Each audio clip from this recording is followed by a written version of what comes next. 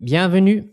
Donc, il s'agit de trouver toutes les fonctions f de R dans R, telles que pour tout x, f de x plus x fois f de moins x est égal à 1 plus x. Donc, commençons par un changement de variable en posant x est égal à 1 moins y, où y est donc un nombre réel lui aussi. Et donc, ce changement de variable est donc, comme vous voyez, une bijection, hein. On peut réobtenir l'élément inverse avec la formule y est égal à 1 moins x.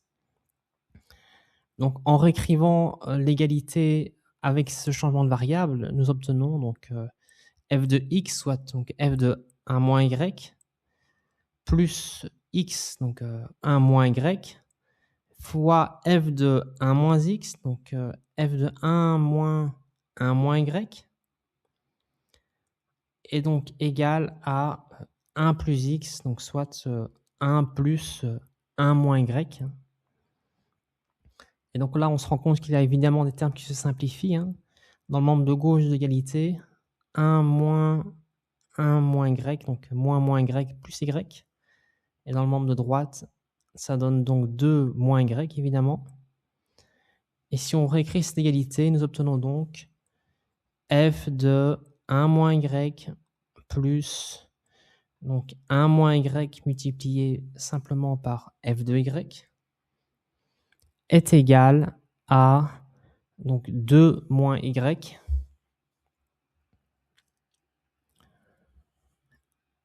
Autrement dit, si l'on passe tous les termes à droite de l'égalité, on aura donc f de 1 moins y est égal à moins 1 moins y, donc moins donc y moins 1 fois f de y plus 2 moins y.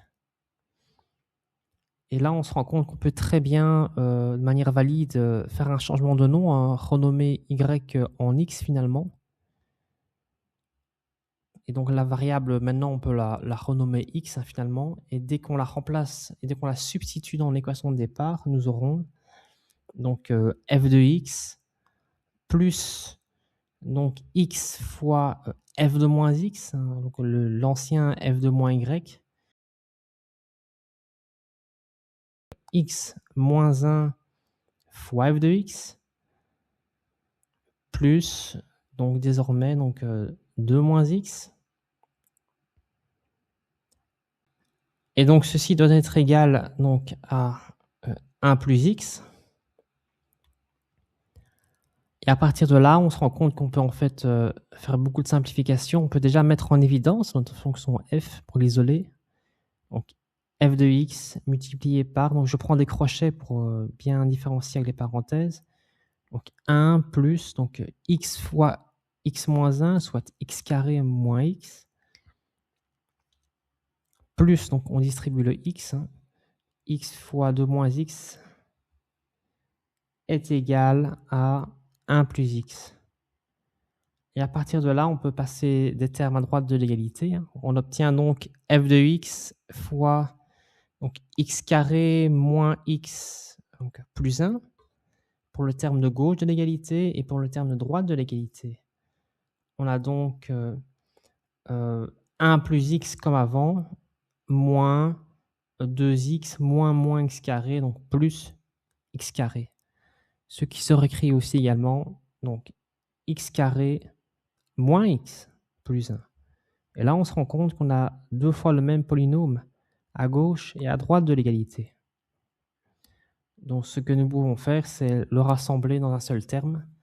Finalement, l'égalité devient f de x moins 1 pour le polynôme qui se répète, fois x carré moins x plus 1 égale 0.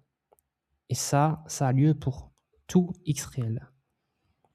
Donc on serait tenté de diviser par le polynôme à droite de l'égalité. Ce polynôme, on se rend compte qu'il a un déterminant qui est donc égal, donc pour rappel, c'est égal à b carré moins 4ac, donc le b, donc moins 1 carré moins 4 fois le coefficient de x carré 1 fois le coefficient de indépendant 1, donc ça fait 1 moins 4 égale à moins 3. Le déterminant est négatif, ça veut dire que ce polynôme de second degré n'a pas de racine, hein, il ne va jamais être égal à 0. Donc pour chaque x réel, x carré moins x plus 1 est toujours différent de 0. Et ça nous rassure sur le fait qu'on puisse diviser en fait par x carré moins x plus 1 dans les deux termes de l'égalité. On a donc f de x moins 1 est égal à 0 divisé par ce polynôme qui n'est jamais égal à 0 finalement, quel que soit x. Ça fait donc 0 pour tout x. Et donc finalement, on obtient une égalité très rapide qui nous déclare que f de x est égal à 1 pour tout x réel. Donc voilà.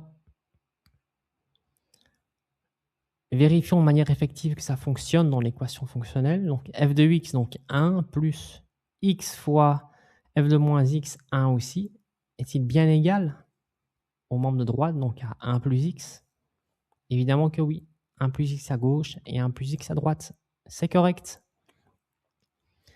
Donc voilà, si vous avez des questions sur la démonstration ou bien si vous avez d'autres manières de démontrer, n'hésitez pas à en parler dans la partie commentaire de la vidéo. Et évidemment, n'hésitez pas à vous abonner pour recevoir les prochaines équations fonctionnelles. Merci.